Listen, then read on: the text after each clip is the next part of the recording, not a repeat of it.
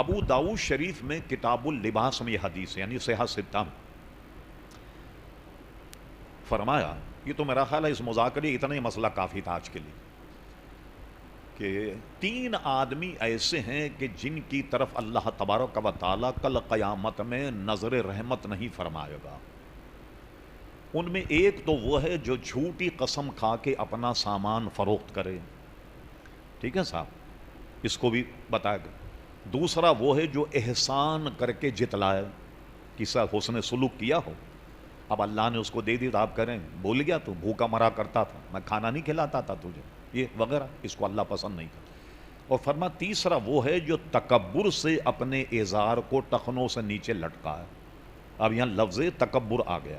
تو جو آدمی تکبر سے اپنے ازار کو لٹکا ہے وہ تو حرام ہے، اس سے نماز بھی واجب الادا ہے۔ عام طریقے سے جیسے رواج بن گیا کہ ٹخنوں سے نیچے کپڑے تو نماز ہو جائے گی، یہ مکروہ تحریمی نہیں بلکہ تنزیہی ہے۔ اب آئیے، عموماً نماز میں دیکھا آپ نے کہ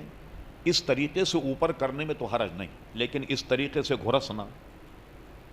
کہ بھئی ٹخنے سے اوپر ہو جائے، یا نیچے سے اس طریقے سے ایسے لپیٹنا کہ نیچے ہو جائے، اس کو بھی حدیث شریف میں منع فرمایا۔ فرمایا حضور علیہ السلام نے بالوں کا جوڑا باندھنے اور کپڑے کو فولڈ کرنے، جس کو عربی میں کہتے ہیں کف صوب، کپڑے کو موڑنے سے منع فرمایا۔ اعلیٰ حضرت فاضل بریلوی کے فتاوی کی کتاب ہے احکام شریعت، جو مدینہ پبلشنگ کی چھپی ہے، احکام شریعت، اس کا صفحہ نمبر 17، 18، 19 تینوں صفحے پر اسی پر بحث ہے کہ کپڑا گھرسنے سے نماز واجب الاعادہ ہے، نماز کو مکروہ کر دے گا، چاہے نیچے سے گھسیں آپ یا اوپر سے گھسیں، دونوں طرح مکروہ ہے۔ لہٰذا اب جیسا بھی آپ کا لباس ہے اس کو اسی طریقے سے پڑھیں۔ اب اس میں سب آ جائے، جیسے آستین میں ہم وضو کے لیے ایسے چڑھا لیتے ہیں، چڑھا دیا۔ اب وضو کرنے کے بعد چونکہ ہم آتے لیٹ ہیں، وقت ہمارے پاس کم ہوتا، کسی کے پاس بھی وقت نہیں کراچی میں، اب وہ آستین کو اس طریقے سے نیچے کھسکانا بھول گئے، یہ بھی نماز مکروہ تحریم ہے، واجب الاعادہ ہے، تو لہٰذا نیچے سے بھی فولڈ نہ کیا جائے، اوپر سے بھی گھرسا نہ جائے، ایسی صورت جیسے یہ ہے اسی طرح اس کو رہنے دیا جائے۔ اصل مسئلہ یہ کہ کپڑا جس فیشن پر سلا ہے اس کو اسی طریقے سے پہنا جائے، ٹھیک ہے نا۔ اب دیکھیے، اس کپڑے کو اس طریقے سے کرنا تو منع ہے، لیکن آپ تو ماشاءاللہ ماسٹر ہیں،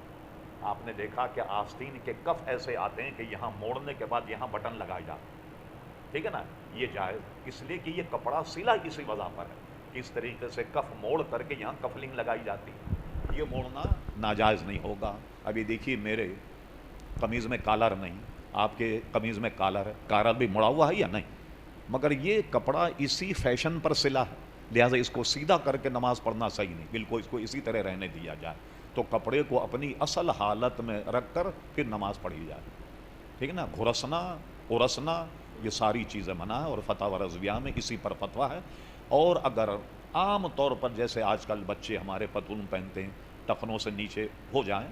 تو اس میں بعض لوگ بہت زیادتی کرتے ہیں،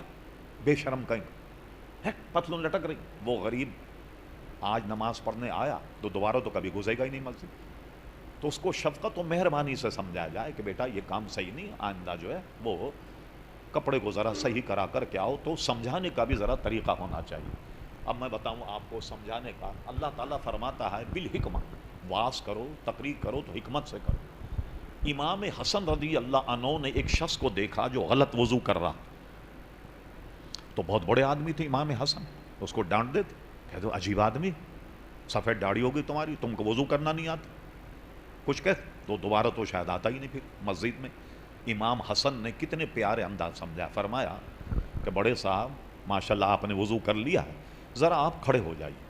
میں آپ کو وہ وضو کر کے بتاتا ہوں جو میں نے اپنے نانا کو دیکھا۔ وہ کھڑے ہو گئے، اب جب امام حسن نے وضو کیا ان کی اصلاح ہو گئی کہ یہ کام میں نے غلط کیا تھا، یہ کام ایسا کرنا چاہیے، تو اصلاح کا ایسا بھی طریقہ ہوتا ہے۔ تو جو بچے ہیں ان کو شفقت و مہربانی سمجھا جائے، کہتے ہیں آج تک کے لیے اتنا ہی، پھر آئندہ انشاءاللہ